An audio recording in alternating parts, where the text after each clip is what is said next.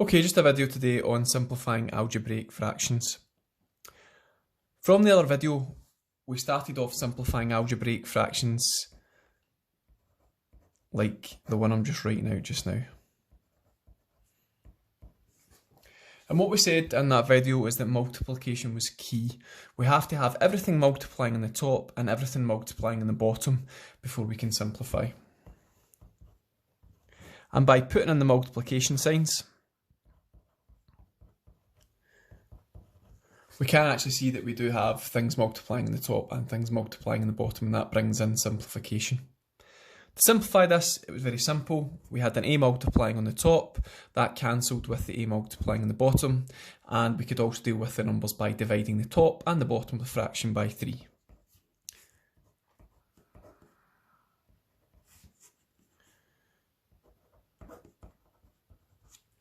So what we ended up with was b over 5a. If we look at the examples that we're going to tackle today, we do actually have addition signs in there, but we can actually still simplify because there is actually multiplications going on, and we're just maybe not fully aware of them. What I want to do is start off by showing you a common mistake. People will start by cancelling the 4 and the 4, and in some instances the x and the x. We cannot do that, because the x's that we're cancelling and the 4's that we're cancelling are not actually multiplying, they're adding. So we can't cancel that like that. Okay, so how to do it correctly then?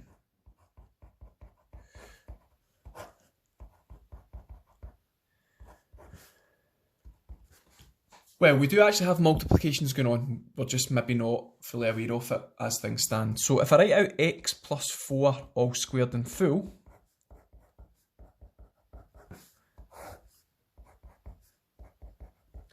I'm going to get x plus 4 times x plus 4.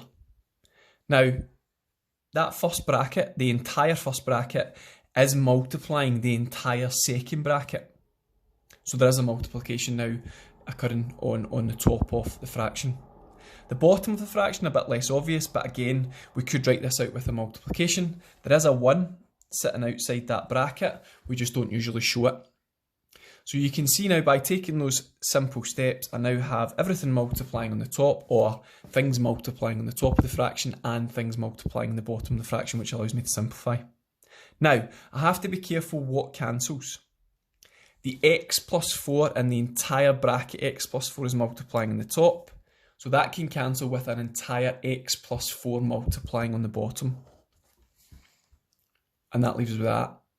Now, by putting that 1 in there on the denominator for the fraction, it should be quite obvious that you're not left with 0 on the bottom of the fraction. Remember yesterday we talked about you should never be left with 0 on the bottom of a fraction.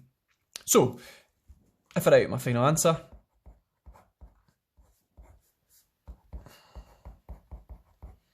we get down to x plus 4. You'll notice that I've removed the brackets in my final line of working. That's because we don't need them anymore. And obviously, if you've got 1 on the bottom, if you divide anything by 1, you just get what you had to begin with. Okay, a few more examples then. Next example I'm going to look at is this one here.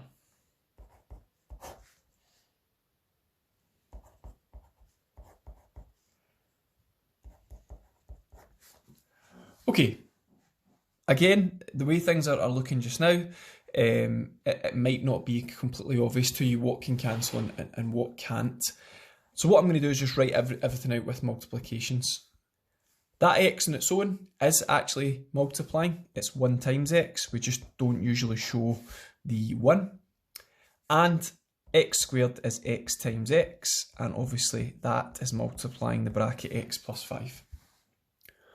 Okay, so x's are going to cancel from the top and the bottom. We just need to make sure that we cancel the correct x's from the top and the bottom.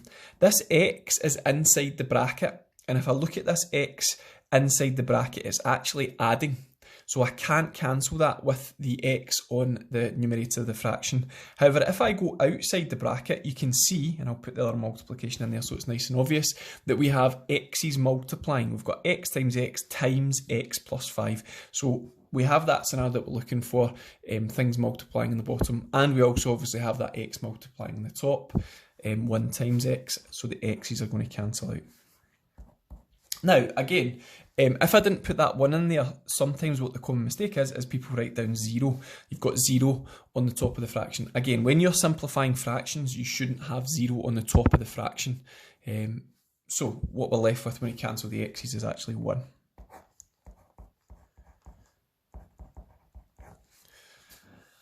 I can write that out, or take a next step with that, and simply multiply out the bracket on the bottom to get me x squared plus 5x. And that would be the fraction completely simplified. Okay, one last example. And this time we're going to have a mixture of numbers and brackets.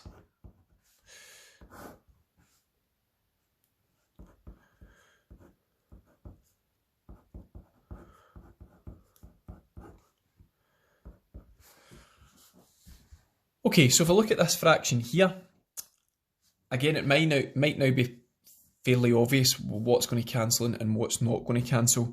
Again, we have multiplications happening on the top and the bottom, but we also have some additions and subtractions, so we just need to be careful. So my first step, I'm just going to write out everything in full. X plus 2 all squared is x plus 2 times x plus 2.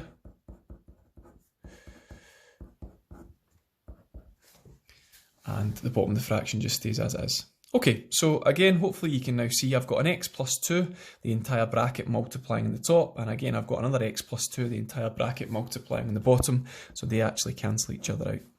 And if I look at the numbers, I can divide the top and the bottom of the fraction by 3. Okay, so final line of working. We don't need the 1 times x plus 2, but just for the purpose of the video, I'll put that in, and then I'll write out my final answer on the next line of working. And we've got that. So like I said, if you multiply anything by 1, you just get what you had when you started with, so that 1 multiplying the bracket isn't really required. So we just have x plus 2 on the top, and if we multiply out the bracket on the bottom, we'll get that.